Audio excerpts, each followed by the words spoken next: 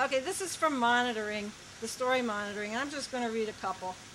This is Site 5, Lime Creek.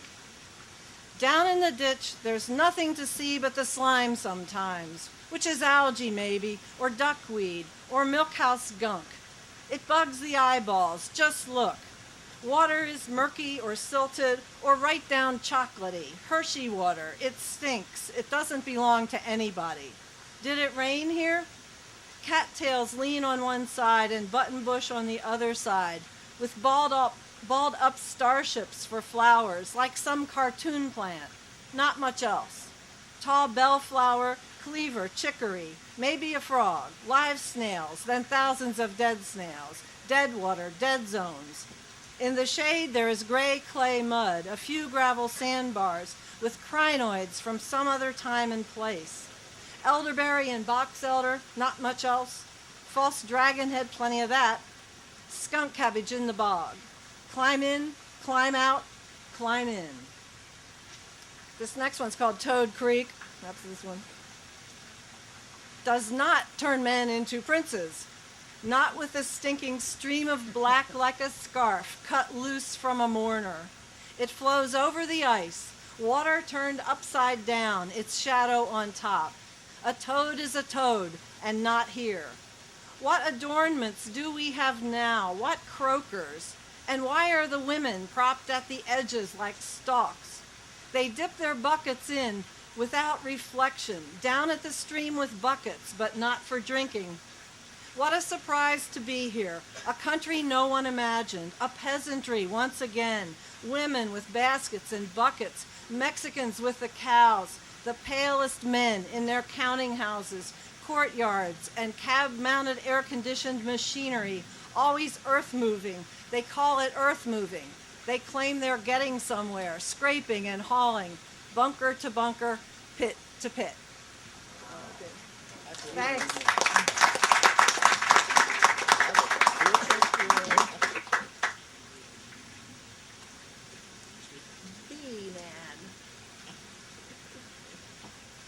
Can you hear me in the back?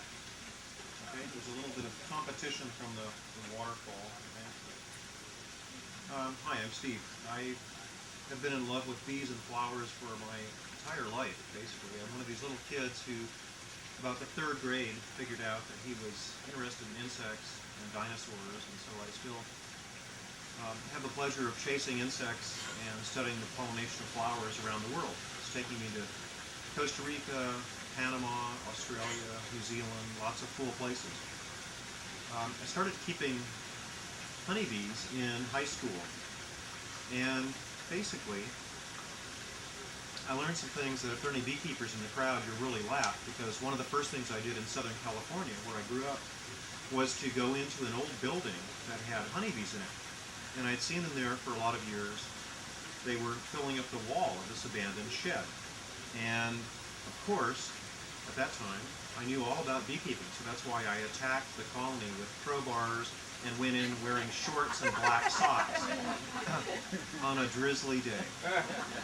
And, you know, if you're a beekeeper, you want to be the Pillsbury Doughboy. You want to be white. You want to work the bees on days when it's sunny. I did everything wrong. I came away with the most stings I ever got in my life, about 300 stings. And my ankles were like footballs for about a week, so I did learn. A couple of years ago, I published a book called Letters from the Hive, An Intimate History of Bees, Honey, and Humankind. And that's from Bantam Dell, which kind of goes through a lot of lore about honeybees and how different cultures have used them around the world. And honeybees in art and literature, and also producing beeswax and honeys. I like to promote things that I like to call honey parties. So instead of having a wine tasting party, you go and get a bunch of varietal honeys with your friends. So you might get Tupelo honey or orange blossom honey, and then you sit around and taste these with toothpicks and enjoy them with hors d'oeuvres. And of course, it's best to wash it down with the most incredible kind of honey at all, fermented honey wine, or mead, the world's oldest ethanolic beverage. So this is a great idea to learn about what bees do. And going around the country talking about bees, I ask about them, and I, ask who knows about honeybees, and people raise their hands. But most people do not realize that honeybees are not native to the United States. In fact, my favorite president, Thomas Jefferson, was even deluded by this too. It's not the only thing that Jefferson got wrong, but honeybees were introduced purposefully by the Jamestown and Plymouth colonies a little over 400 years ago, and they spread across the country. Native Americans, especially my favorite with the Cherokee Nation, knew when whites were coming, the settlers, the colonists, because a few years in advance of the white settlements, white man's flies started showing up in the trees, these stinging insects that were producing honey. Well, of course, white man's flies were honeybees, right? Our insect that we brought here.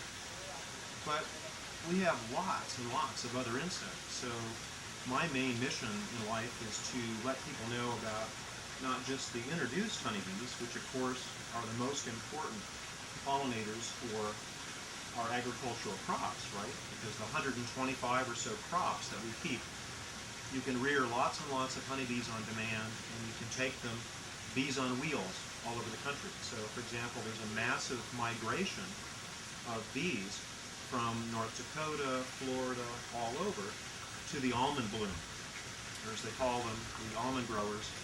They hit me with a stick if they heard me saying that. It's really the almond growers.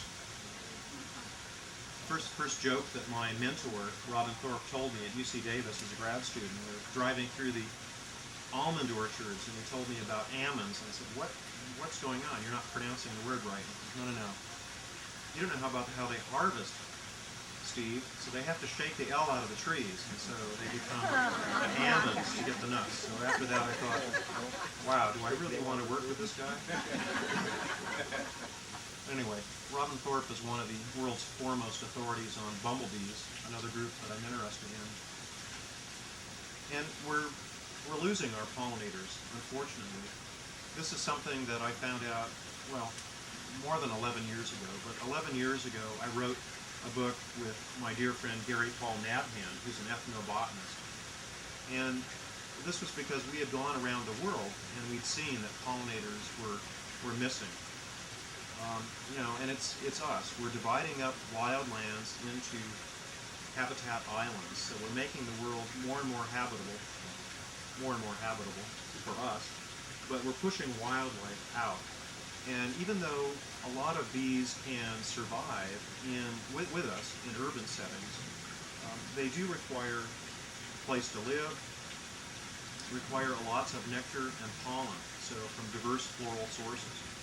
So another thing that we did at that same time was working with the director of the Arizona Sonora Desert Museum, and we created a suite of pollinator gardens, which to this day is still receiving about 500 to 600,000 visitors per year. So we have that message. Gary and I co-founded and co-directed something we call the Forgotten Pollinators Campaign, which no longer exists, but it did morph into something else I helped start called NAPC, NAPPC, which stands for the North American Pollinator Protection Campaign. And just this year we've morphed again. We thought, well, that's difficult for people to remember, so now we call ourselves the Pollinator Partnership. And we meet every year in Washington, D.C., and we're a group of activists and concerned scientists and educators and policymakers, also most of the U.S. federal and state environmental organizations, most of the big NGOs, even some corporations like the Wildlife Habitat Council. And so we do a lot of grassroots activities. Something we started last year is called National Pollinator Week, and we're going to try to have it become an event every year, kind of like Earth Day. And it is going to be from June 22nd to 28th this year. And if you go to our website, which is very simple to remember, it's www.pollinator,